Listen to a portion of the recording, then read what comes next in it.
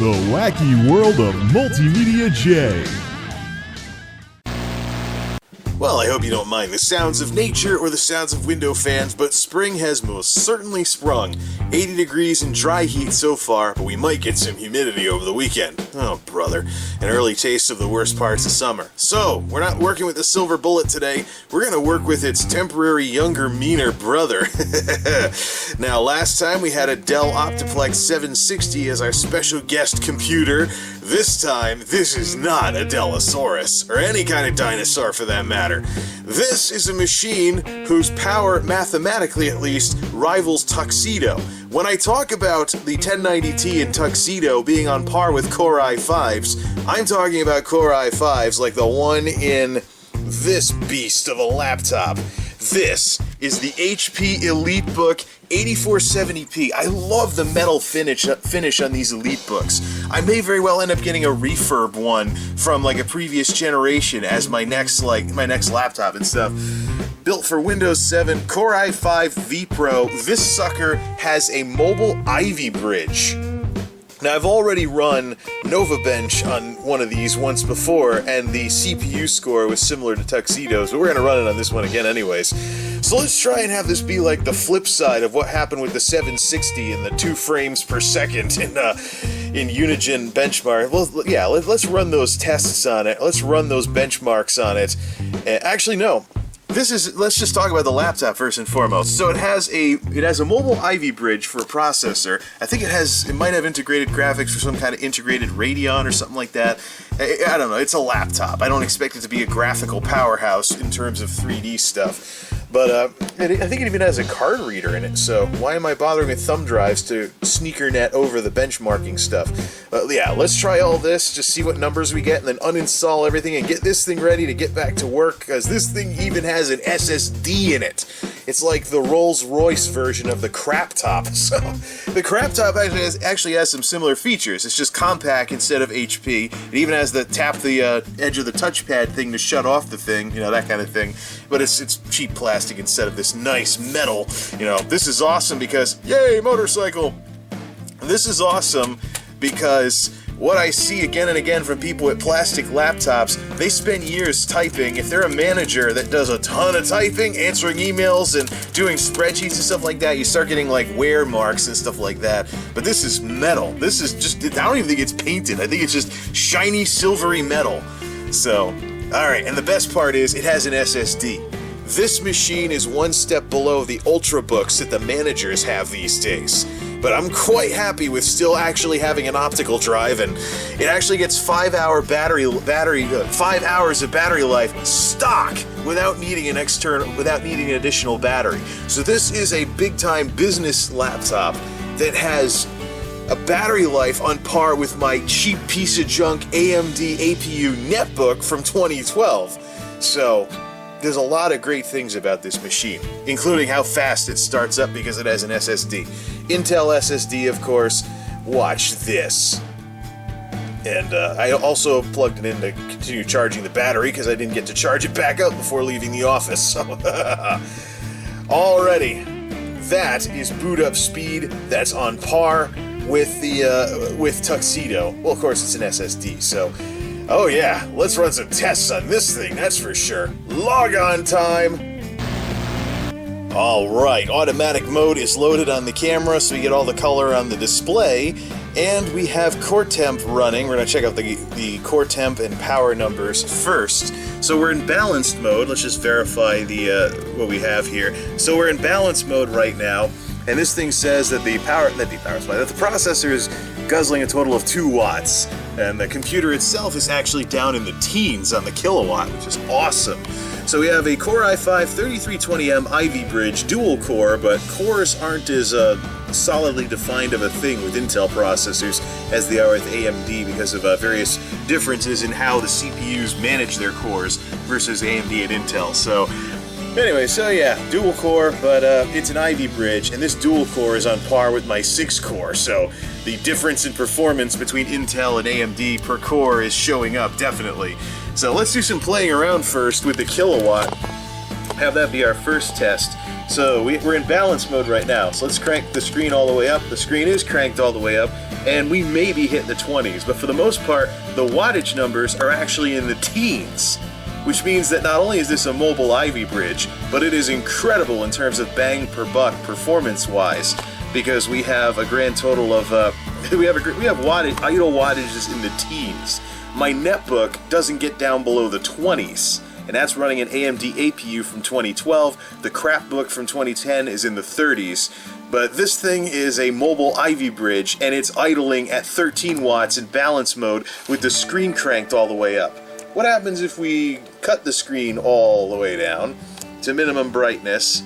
16, 17, 16, 11, 11. So we're talking like a couple watts grand total for the screen brightness. Alright, let's change the power mode on this thing. Let's go over to here and let's select power saver mode and see how much things drop. Screen's all the way up again. Oops. Yeah, I use power save mode a lot in the building, but now that I've seen how little the wattage difference it makes, I may just use balance mode more often and see if a battery bar picks things up. So 13 watts, is that full blast? Yeah, keep the finger out of the camera thing. Alright, we are at full blast and spiking at 20 every so often, but 13, 14, 13, 14, and now all the way down in power save mode, dim the display, all the way down. I don't know what it is with spiking to 20 watts, but maybe that's what the load wattage is. 11, 11, can I get this below 10 watts? Apparently not. It does have an SSD though, so absolutely incredible. Let's switch this back to balanced mode, and let's get underway with our benchmarks, the first of which, we'll just crank the screen all the way back up. Heck with it. We're going to run this full blast so like we're trying to play games on it. Alright. Let's actually begin with the graphical stuff first and then run Nova Bench, because when I get to Nova Bench, or actually no, let's begin with the one that requires the internet connection, and then let's run Nova Bench, because, so the internet one with the ships, and then we'll do Unigine Valley, and if we're only going to go down to the previous Unigines beyond Tropics, we'll only go down to Sanctuary if Tropics and Valley have lousy frame rates, kind of like what happened with the 760. And when we get to Nova Bench, I want to do an upstairs-downstairs comparison with Tuxedo's numbers on the Silver Bullet's monitor, so we'll actually fire up the Silver Bullet for that. Alright, let's get these benchmarks underway here. For whatever reason, the screen is causing Smurf-a-vision here, but okay, so while we have it plugged into the network, because we're going to need to plug the Silver Bullet back in afterwards. Alright, downloading server response and benchmarks running, baby. Oh yes. So this is the self-contained one that just pops something open in your web browser. And what do we got for our throughputs? Total throughput, 8 core, 32 core. It must be getting ready for AMD Zen. Drive info. Ooh, sequential reads. What do we get? 444. That's on par with my current SSD in Tuxedo. 186 write, 444 on a sequential read. 258 for a mix. So that's on par with what the Silver Bullet has as far as SSDs go. But I don't think this is all that old of a computer. I think like last year, tops. It was only this year that the managers switched to Ultrabooks. Really nice. See, of course, it does have an SSD. Oh, look! Check it out! There's actually frames per second this time around with the graphics. It looks like a Nintendo 64 as far as the frame rate goes, but we're actually getting animation instead of a slideshow. Funny how that works. And this is actually animated. Still not as good as Tuxedo, though. Let's see here. Oh, look, this has actually got some smoothness to it. A little bit of jerkiness here and there. Oh, cool. That actually looks like something. I think the image for this thing does have the latest drivers. Alright. Alright, let's full screen these results and go TV mode here. Ooh yeah!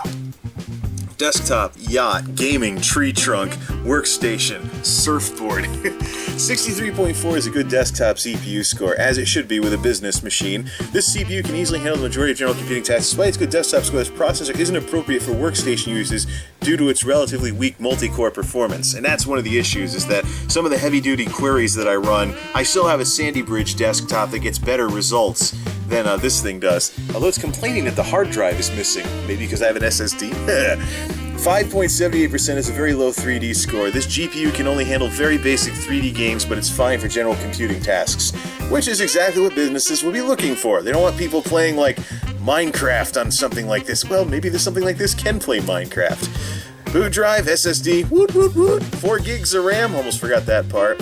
Windows 7, yeah, we went over the Windows 7 thing last time. 61% good. So mobile Intel Ivy Bridge, Core i5 to 63.4, while the Radeon, oh, it does have a built-in Radeon, way the heck down, 5.78%, blah, blah, blah, towards the bottom. And Intel 520 series, 180 gig can't remember what series it was, but the SSD that crapped out in Tuxedo was actually a 180 gig, so 65.3%. And that's a wrap, really. That's a wrap, really, for this user benchmark thing. Now, it's Unigine time! It's not gonna choke, I hope. Run, baby, run.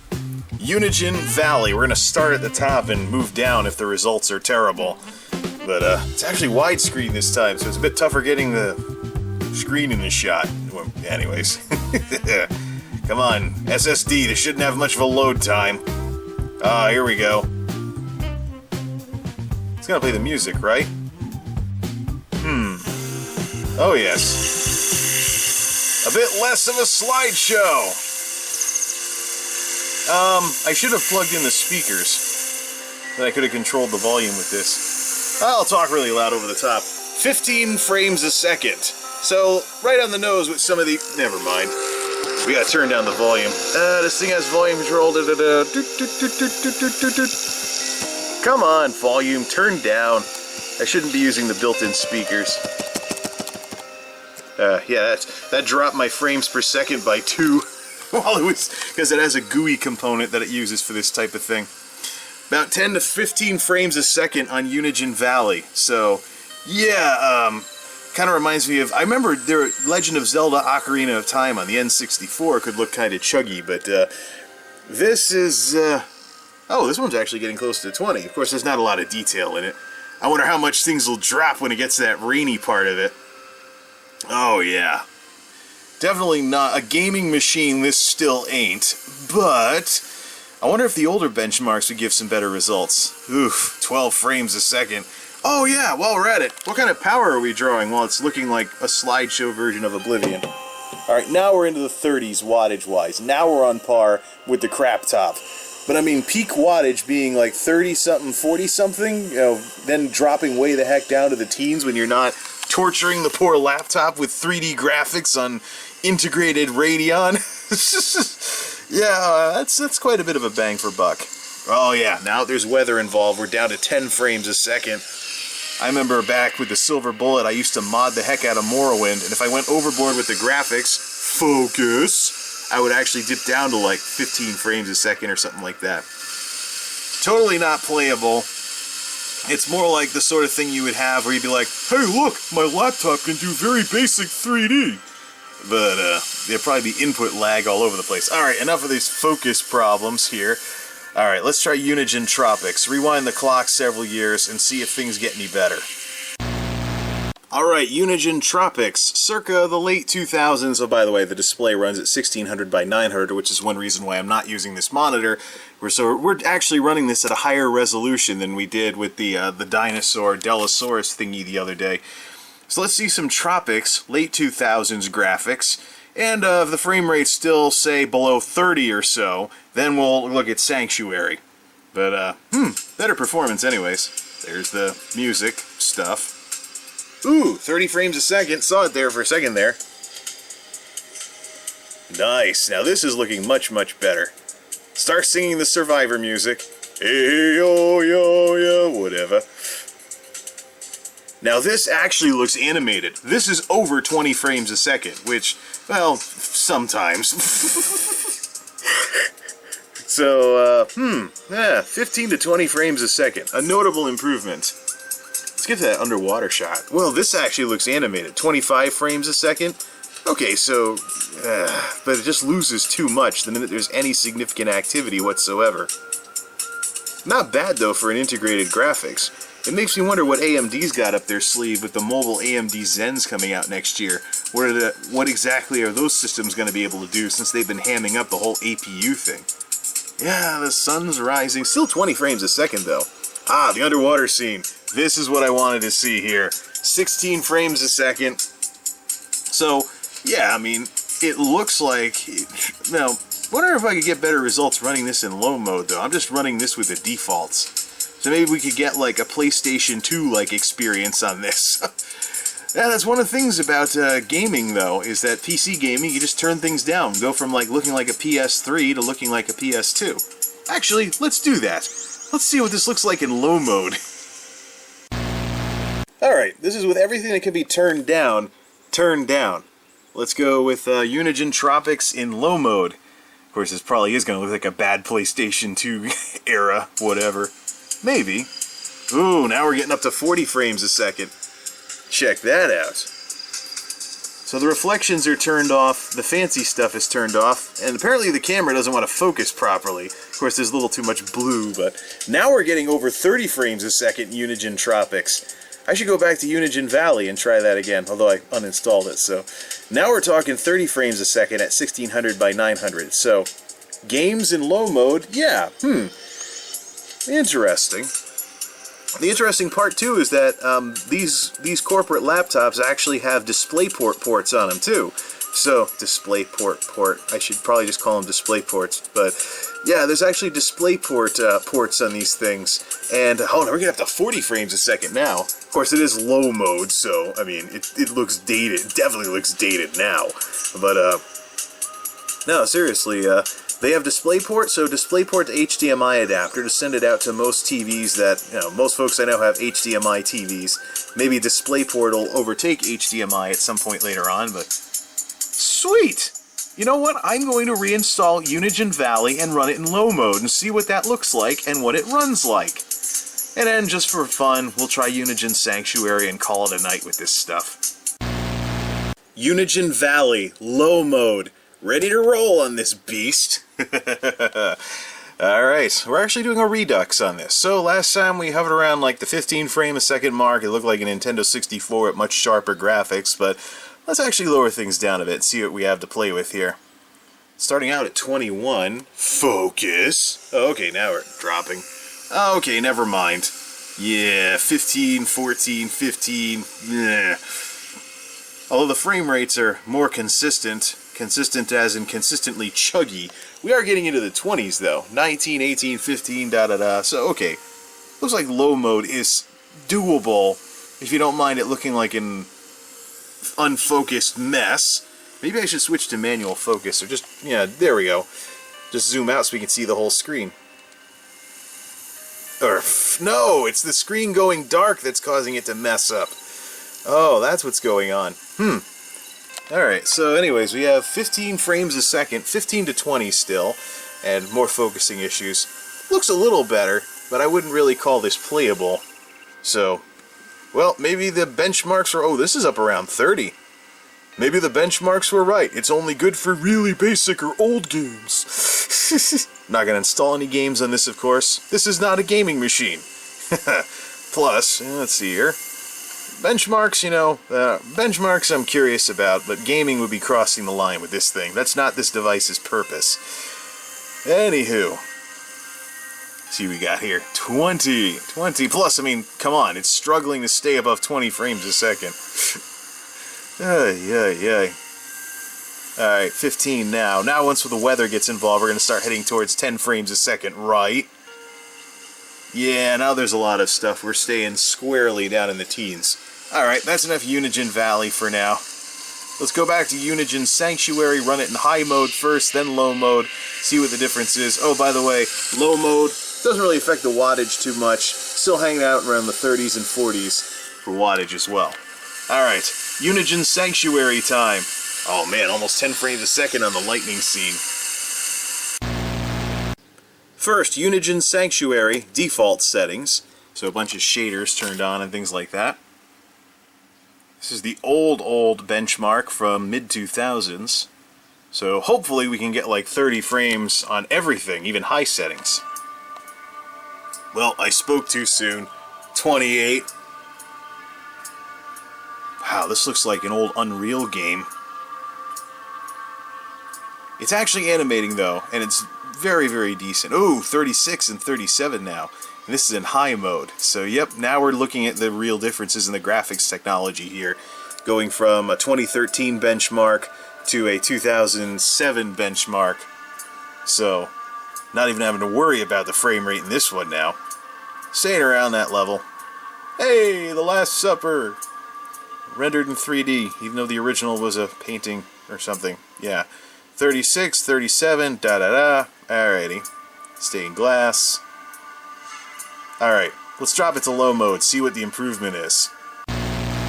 Shaders and anisotropic filtering turned all the way down. I don't know why ambient occlusion wasn't turned on with the default settings. But anyways, low mode, Sanctuary, last one of these things, and then we'll finish the night off with some Nova Bench. By the way, still hanging in the 30s and whatnot. Yeah, closer to 40 frames a second. So, a 2007 game at like 40 frames a second would probably mean that this thing's graphics capabilities are probably on par with my 2005 system. Oh, now we're pushing 60 frames a second, or closer to 60 anyways. We're into the 50s now. So, of course, 60 is kind of like an arbitrary number that I go by because of all those 60 hertz monitors I've owned over the years. So, or 60 hertz flat panels like this one. Anyways. Alright, so 48, 49, 50 as we approach The Last Supper, and have I ever actually... I wonder what Tuxedo could do with this.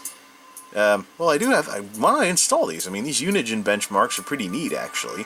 I wonder what Tuxedo would do. Well, that's what we'll do. We'll end the video with some Tuxedo footage of the Sanctuary benchmark at default settings to see what kind of a huge difference we're talking about with a machine that's actually made to game and a machine that's a business laptop. So...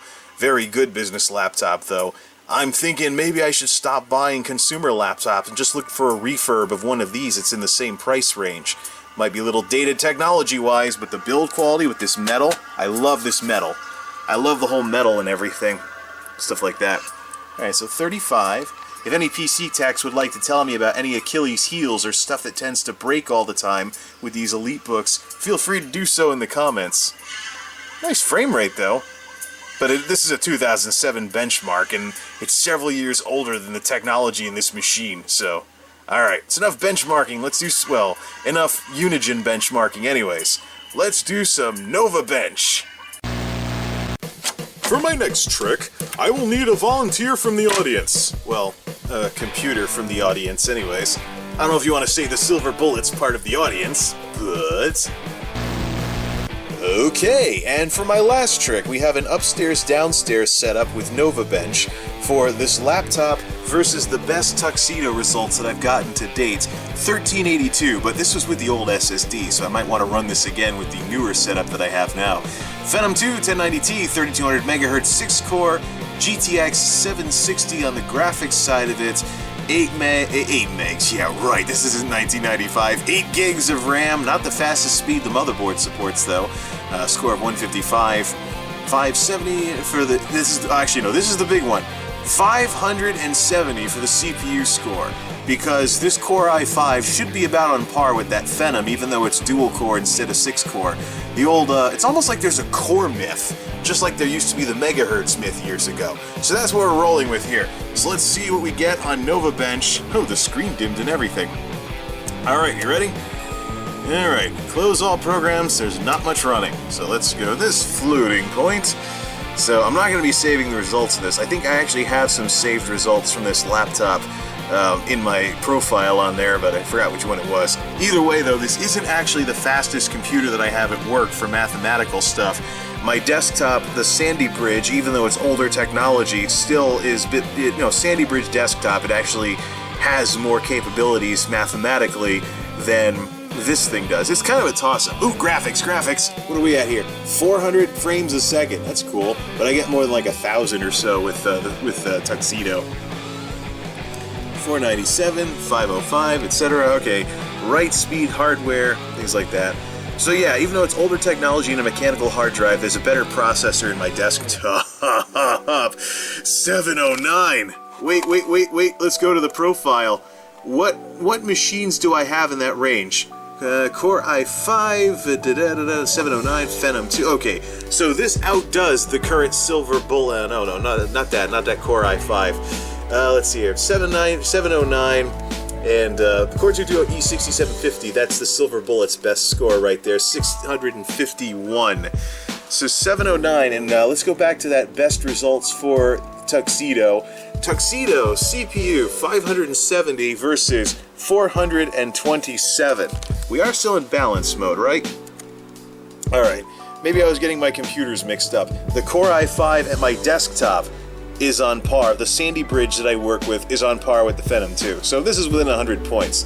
So 427 though, that is still a better CPU score than the Core 2 Duo that's in the Silver Bullet. Core 2 Duo, if we go back to that best Core 2 results, not the Core i5, there we go. We go back to this, ooh, this is actually with my old 5670, but it only got a 240. So, my, how dual core technology has improved. So anyways, this is most certainly a very, very respectable computer.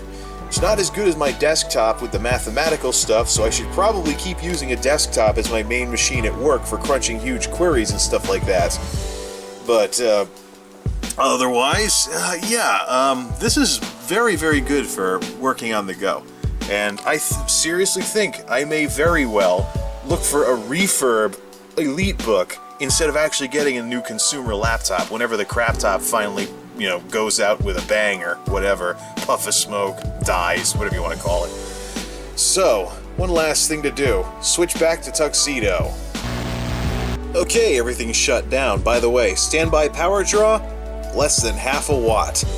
Because some people like to know that sort of stuff. Sanctuary on Tuxedo. With everything we can actually crank it up to DirectX 11. Heck with the default settings. Now we're going to do stereo, of course. Ambient occlusion on. Shaders high.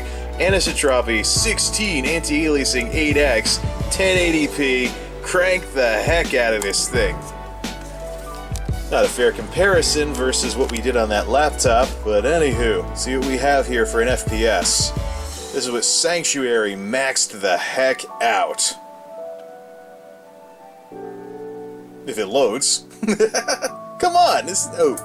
SSD. Sweet. It's actually passing the 100 frame per second mark sometimes, which is wasted FPS because this is a 60 Hz monitor.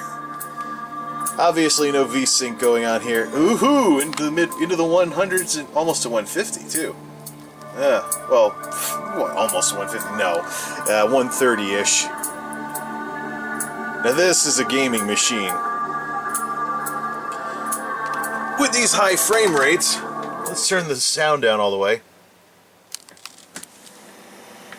Not hearing anything resembling coil whine. Okay, turn the sound back on. Well, not all the way up, but... Creak, creak, creak! Actually, this is the chair that pops more than anything else. This is what it's supposed to look like. Still above 100 frames a second. I spoke too soon. Smartass. Smartass benchmark. Right as I say above 100 frames a second. Anywho. So a gaming machine, that Elitebook is not. But a very solid business laptop it is. Till next time, this is MultimediaJay. Signing off. Thanks for stopping by.